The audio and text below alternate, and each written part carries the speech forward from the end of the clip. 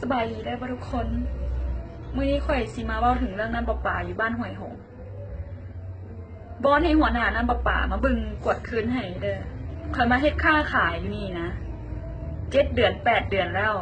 น้ำประปามีปัญหาตลอดวันเสาร์วันอาทิตย์บ่มา2-3 มื้อบ่มาทุกข่อยต้องได้เดือดร้อนต้องได้ไปแก่น้ำมาใส่ต้องได้ซื้อน้ำดื่มมาใส่มันก็เป็นอย่างซี่ตลอดเดี๋ยวเจ้าคือบ่ปรับปรุงเดี๋ยวเจ้าคือบ่แก้ไข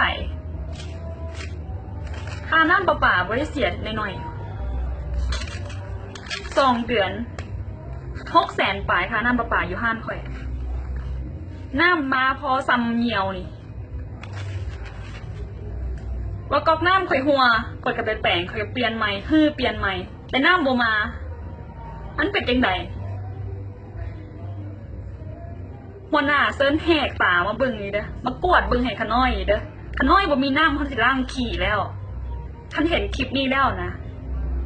ฝากทุกคนแชร์ให้เด้อค่อยเหลืออดเหลือทนกับน้ำประปาบ่มาแล้วอยู่บ้านห้วยหงส์เซิ้นมากวดคืนมึงแน่